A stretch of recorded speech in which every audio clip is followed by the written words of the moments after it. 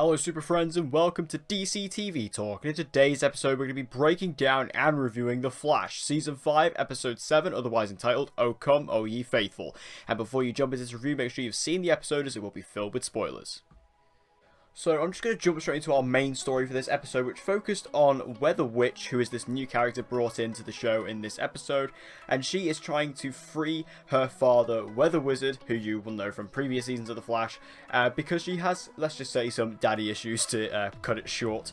In terms of this main story, they really advertised this episode as being like this big thing for Weather Wizard and Weather Witch and this whole thing, but they're a very minimal part of this episode, and to be honest, I wasn't that impressed with Weather Witch as a character. I thought she was a bit over the top, very dramatic in that sense. I didn't really enjoy her performance, and then it was nice to see Weather Wizard again, but he was just incredibly useless. Like, his character was completely wasted.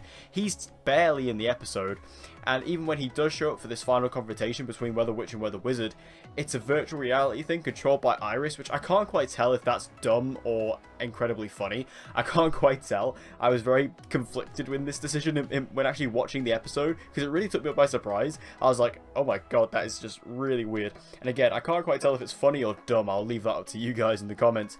But while this story was advertised to be this big thing with Weather Wizard and Weather Witch, what it was really about was exploring how Nora doesn't like the fact that Barry is going out and, you know, fighting all these things and could potentially die all the time out here. And that's what this episode was actually about, really, was, you know, a relationship between a father and a daughter. That's what it was about, really. You know, we had the relationship between Weather Wizard and Weather Witch, we had Barry and Nora, and then we had Cicada and his niece, who obviously actually, his niece, and, you know, how they basically became father and daughter after the accident that killed Gracie's parents. So that's what this was really about. And, you know, this whole stuff with Barry and Nora, I did think was quite interesting, because you did actually see how, you know, Iris says to her, oh yeah, clearly there's some things that the Flash Museum left out, you know, in the Singularity, we didn't know he was coming back, you know, and then when he gave himself up to the Speed Force, we didn't know he was coming back. We said goodbye to him twice. And, you know, that was something that Nora didn't know about, and that's when she became worried. She was like, you know, when we're out there in the field, you are really putting your life at risk. And this really hits home when Barry actually dies out in the field in this episode, and Nora has to bring him back to life. And, you know, it kind of sets her into reality a little bit. And I have to say, I think Jessica Parker Kennedy did a great job in this episode. She was fantastic. Her performance, she was really believable. She really sold it to me. And I thought she was great overall in this episode, as was Grant Gustin, as was Candice Patton. I think this entire story, while it wasn't what was advertised, I think we actually got something better, and this was actually quite relevant. And it was really, you know, susceptible throughout the entire episode. Like, this theme was very prominent throughout the entire episode. There was also this mini side story going on with Cisco, Caitlin, and Sherlock, where they all discovered the true meaning behind Thanksgiving, what it's actually about. And it was quite funny. Like, it's just them all basically disowning Thanksgiving and saying, you know, do you guys not know what this is really about, what really happened, and things like that. I think one of the other DC TV shows did this season. It may have been Supergirl, I don't remember. But I'm pretty sure one of the other DC TV shows did this year for the Thanksgiving thing. And, yeah, it's just weird that the Flash did it as well. But at least the Flash took it in a very comedic route, and it does come back around at the end. But it was quite funny. You know, this storyline has no bearing on the story. It wasn't even really a story. It was basically just scenes for comedy. Now, the real meat and potatoes of this episode was Cicada. This was Cicada's backstory episode that we've all been waiting for.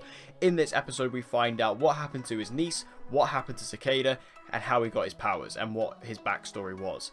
So you see that this little girl who he's been looking after and been visiting in the hospital for all these episodes is actually his niece, Gracie, who, after both of her parents were tragically killed in an accident in a meta attack, she is forced to come and live with him, with Cicada, or Orland Dwyer is his name, and she's forced to go and live with him. And at first, he's completely reluctant to this. He doesn't want this kid, as he says. He says he doesn't want to look after this little girl. And they just don't get on at all, and, you know, that she's getting into trouble because she's having difficulties at home with him. You know, he's not particularly enjoying his life. He doesn't like himself. That's a very prominent theme with him. And, you know, they actually grow really quite close in this episode, and I thought this was a really nice story. I think this was really well done, really well written, really well executed. I think the little girl who played Gracie was excellent in this episode, really sold it, as did Chris Klein for the most part as Cicada. I thought he was also great in this episode, and it was just really nice to see these two, you know, their relationship starts out on very rocky ground to build up to this nice little crescendo at the end. And, you know, especially because it does cut back to, you know, you have flashbacks and things like that, and it does cut back to the season 4 finale, when their relationship is pretty much, you know, the best it's ever been, and then, you know, the satellite incident happens, she's crushed by the satellite, so is he gets a bit of the shard straight through his chest, and I thought this was really, you know, a sad way to go, especially because this episode does a really good job of building up these two characters and their relationship, so actually seeing it all go wrong in a matter of seconds was actually really quite sad. And I think Chris Klein and the little girl who played Gracie, they really sold it. It was a really good bit of acting and the writing as well, that really helped this scene. And, you know, I really think that when he's in the hospital as well and he realizes he has these powers, and this is when he has the ability to, you know, go out and kill all the metas, because this is 2 meta incidents that have affected his family now. You know, I thought, again, his motives are fairly believable as well. Although I will say his acting, Chris Klein's acting at the very end of the episode is very over the top, and it didn't quite work for me. It seems like Chris Klein, when he's being a lot more subdued and a lot more normal, like when he's just being all under wire, he comes across quite real. But anytime he tries to go full-on supervillain, it becomes a bit too much. Like when he becomes like full-on Cicada, it's a bit too much. But either way, I still thought this was a great story. My only problem is with all this is that I still don't really understand what Cicada's powers are. Like he can, you know, he can control this dagger, which can take away meta powers, but he can also, he's like super strong due to this thing that went through his chest. Like, you know, this does explain how he got his powers, you know, via the satellite incident, and something went straight through his chest, and that's how he has that massive, like, bruise thing on his chest. But I still don't really understand what his powers are. Like, I don't understand what his full power set is. You know, if you guys understand fully or more what his powers are, make sure you let me know, because I don't really get what his powers are as of yet. I know he can obviously drain meta powers, like we've seen with that dagger, but what can he actually do? Because he seems to be able to do a few things that haven't really been explained. But I loved the storyline with Cicada. I thought it was really good. It gave us a good idea of who he is and where he's coming from. I'm still a bit skeptical about whether he's going to last the whole season. It doesn't feel like it to me.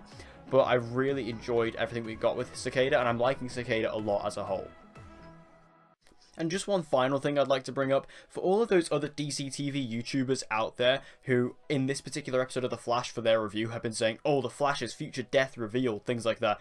Can you stop doing that? Can you stop putting that? Can people just please stop clickbaiting people? It's really annoying me now. Like, this is like a really annoying thing that goes on with YouTubers in this particular community, in this particular, you know, area of YouTube.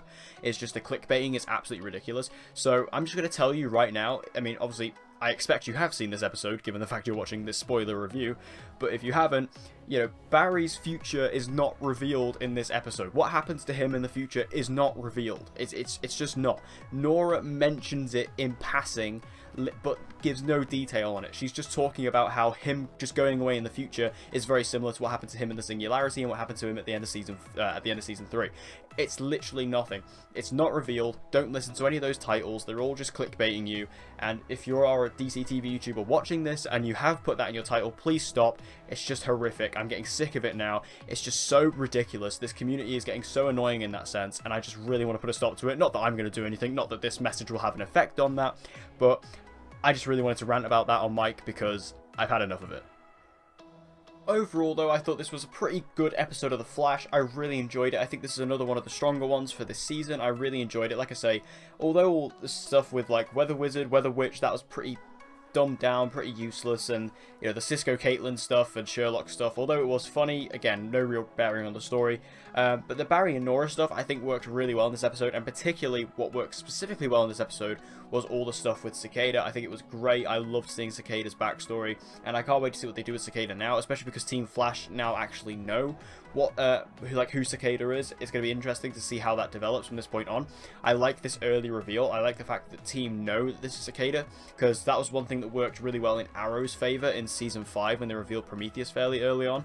That it gave, you know, Barry, or it gave Oliver and Adrian quite a lot of time to have some scenes together in chemistry, so hopefully we might get that between Barry and Orlan. I think that'd be really interesting. And in regards to my Legends review, obviously, if you caught up with my video yesterday, you'll know I was suffering with my RSI quite badly yesterday, so I wasn't able to make 2 videos. I physically couldn't do it. My Legends review will be up tomorrow. It will be there, so make sure you stay tuned for that. I do apologize for that, but I was just in some serious pain last night in order to do both videos. But thank you guys for watching this video. I hope you enjoyed it. If you did, please give it a like. It'll help me out a lot. And share this video with anyone and everyone you know who loves DC TV and get them to join the community. And as always, guys, please subscribe for all of your latest content on Supergirl, The Flash, Legends of Tomorrow, and Arrow. And with all that said, guys, I hope to see you again in my next video.